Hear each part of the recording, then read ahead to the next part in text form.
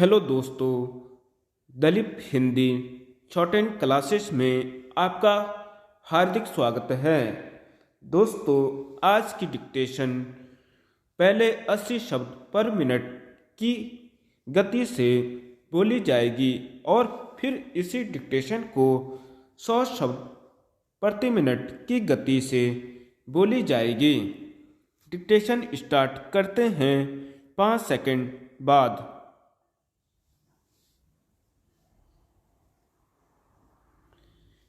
सभापति महोदय, किसानों की उपज की आप अधिक कीमत दे सकते हैं। अधिक उपजाने के लिए जो साधन देश में उपलब्ध हैं उनकी तरफ आपका ध्यान जा रहा है। जो कुछ आप कर रहे हैं उससे कोई अच्छा भविष्य नजर नहीं आ रहा है।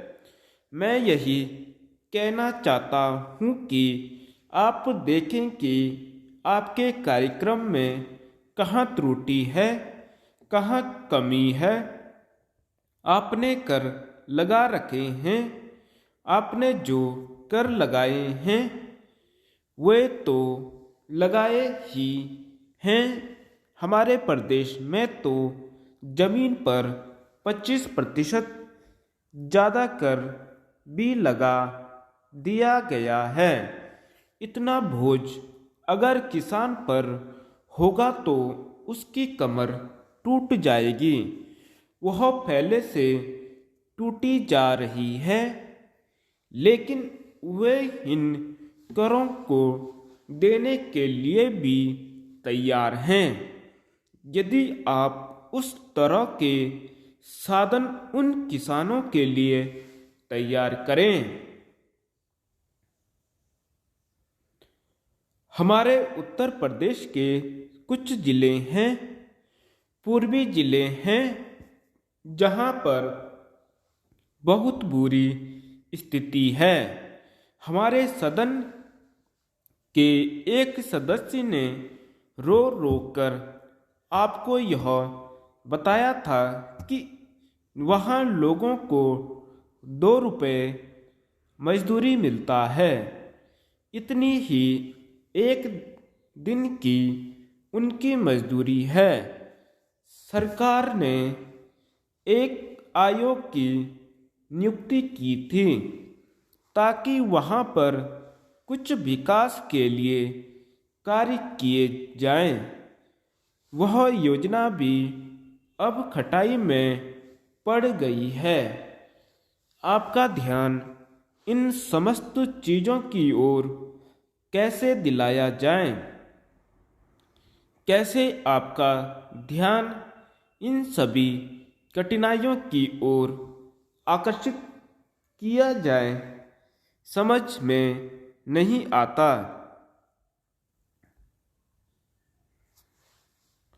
यातायात के साधनों की स्थिति यह है कि ट्रेनों में दूसरे दर्जे में भीड़ भाड़ का कोई ठिकाना नहीं है, उसकी कोई सीमा नहीं है। हर रोज ऐसा मालूम पड़ता है कि कोई मेला चल रहा है। आपके पास अच्छे इंजन हैं, अच्छे गति वाले इंजन हैं, लाइन भी अच्छी हैं, तो क्यों नहीं दूसरे दर्जे के अधिक डिब्बे लगाए जाते हैं। लोगों को कुछ सुविधा मिल जाए, वह काम नहीं किया जा रहा है। आपको किसान की देहात में रहने वाले आदमी की मजदूर की परवाह नहीं है, जो समस्त कठिनाइयों को झेलता है। आपके सारे कार्यक्रम को पूरा करने की उसमें कहाँ से शक्ति आएगी? कैसे वे अधिक अन्न उपजाकर आपको दे सकेंगे? आप इन सब पर सोच विचार करें। आपने बड़े बड़े फार्म बना दिए हैं, क्या उन्हें आपके फार्म से कोई लाभ मिल रहा है? सभापति महोदय, सरकार ने नई कृषि फार्म खोले हैं, क्या ये फार्म घाटे में नहीं चल रहे हैं? अगर सारे खर्च जोड़ दिए जाएं, बड़े बड़े अधिकारियों के वेतन जोड़ दिए जाएं, तो पता चलेगा कि सारे ये कृषि फार्म घाटे में चल रहे हैं। क्या इसी तरह से आप सारे किसानों को घाटे पर खेती करने के लिए मजबूर करेंगे? जिस क्षेत्र से मैं आता हूँ वहाँ एक पुल बना है। मैंने 10 वर्ष तक अपनी विधान सभा में इस पुल के लिए कोशिश की है। जिस दिन से मैं यहाँ आया हूँ बराबर उसकी चर्चा करता आ रहा हूँ, बराबर कोशिश कर रहा हूँ। मैं कहता हूँ कि गंगा पर वह पुल बने। उस पुल को बनाने का आश्वासन भी मिला था। एक प्रश्न के लिखित उत्तर में यह जवाब दिया गया था। यह कहा गया था कि इसको हाथ में लिया जाएगा। अब मालूम हुआ है कि उस योजना को उठाकर ताक पर रख दिया गया है और यह पुल नहीं बनेगा। इन लोगों ने क्या कसूर किया है, यह मैं आपसे जानना चाहता हूँ। हमारे क्षेत्र के लोगों ने पाकिस्तान की लड़ाई में सरकार को हर तरह का सहयोग दिया था, हर तरह की सहायता दी थी। हमारे यहाँ के नौजवान भी मोर्चे पर जाकर डटे। जिस समय पाकिस्तान के साथ हमारा युद्ध चल रहा था तो कोई बात नहीं थी, अन्न की कमी कहीं नहीं थी। अन्न की कमी भी हमारे विरोधी साथी पैदा करते हैं, जो यह चाहते हैं कि सरकार असफल हो जाए। ये लोग जो कहते हैं उसको आप समझें। एक तरफ तो हमारे मित्र की बात है जो देश के बड़े बड़े शहरों में दंगे करवाते हैं, दूसरी तरफ हम हैं जो कि इनकी बातों को नहीं समझ पाते। इनको सभी वे लोग मिल जाते हैं जो बेकार होते हैं या जो दंगे करवाने के लिए उत्सुक हैं। इसलिए सरकार का इन सारी चीज़ों की तरफ ध्यान जाना चाहिए और उसको सोचना चाहिए कि क्या तरीका इन सबसे बचने का हो सकता है।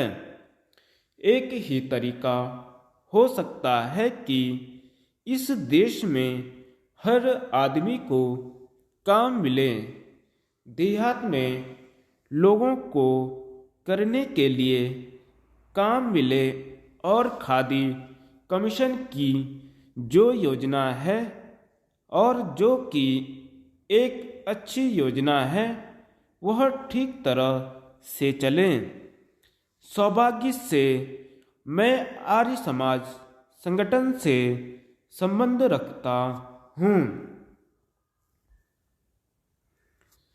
डिक्टेशन 100 शब्द प्रति मिनट स्टार्ट करते हैं 5 सेकंड बाद।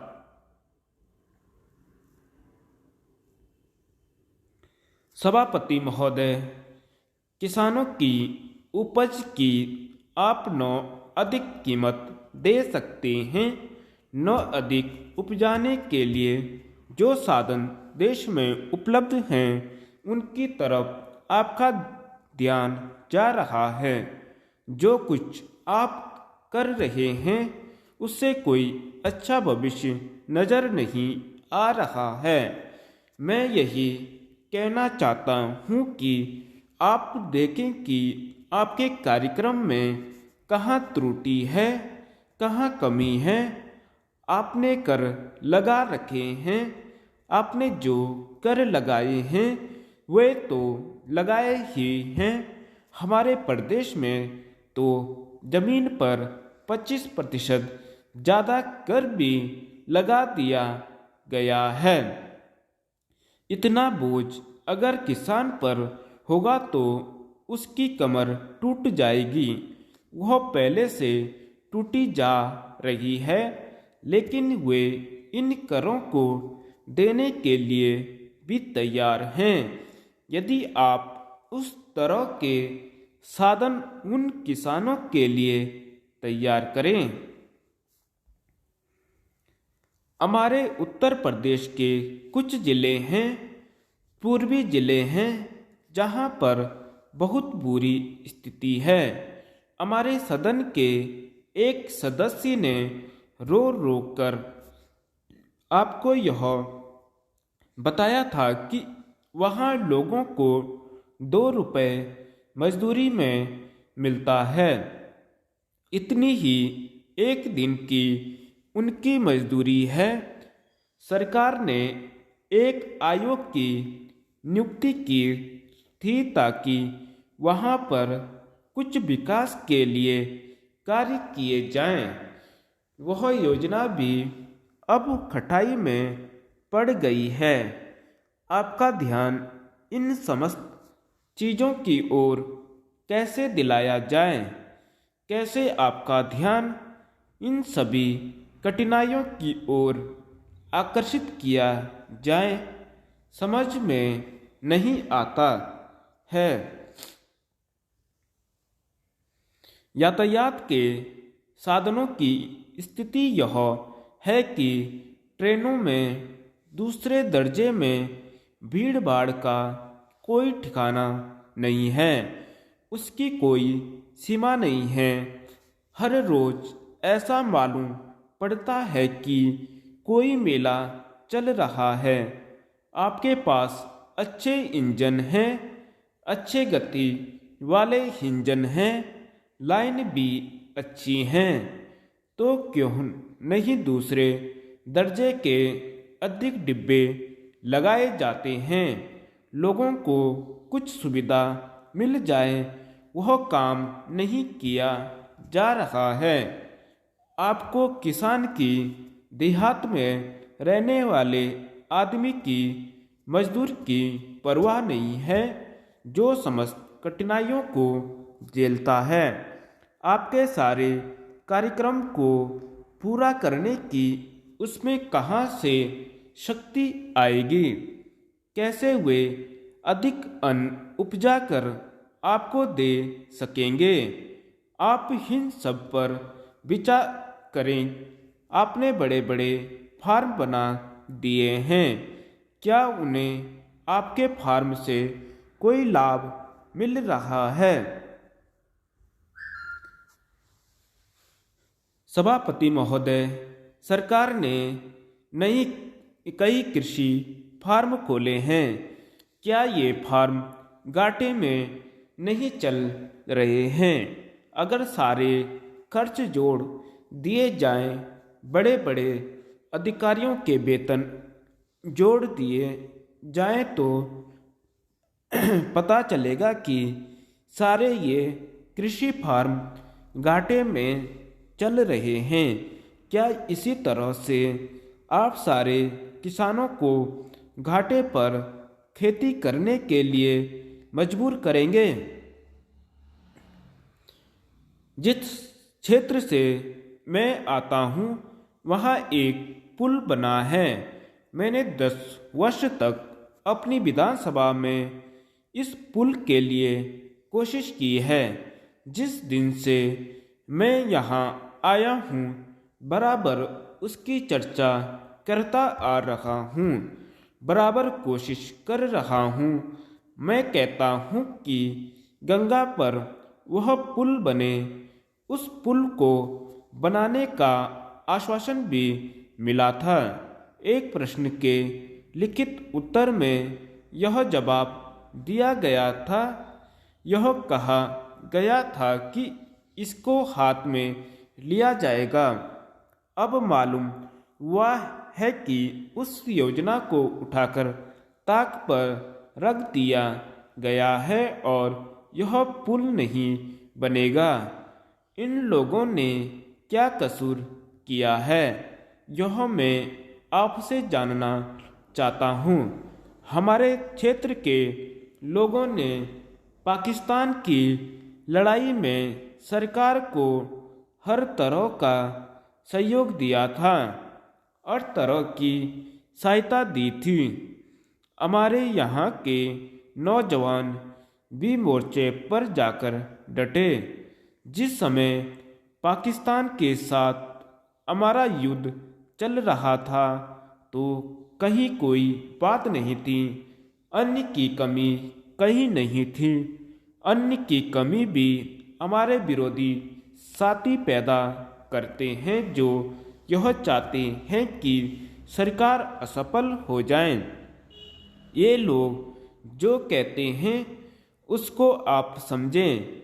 एक तरफ तो हमारे मित्र की बात है जो देश के बड़े बड़े शहरों में दंगे करवाते हैं, दूसरी तरफ हम है जो कि इनकी बातों को नहीं समझ पाते।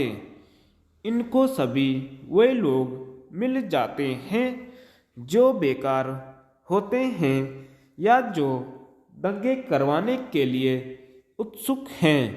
इसलिए सरकार का इन सारी चीज़ों की तरफ ध्यान जाना चाहिए और उसको सोचना चाहिए कि क्या तरीका इन सब से बचने का हो सकता है।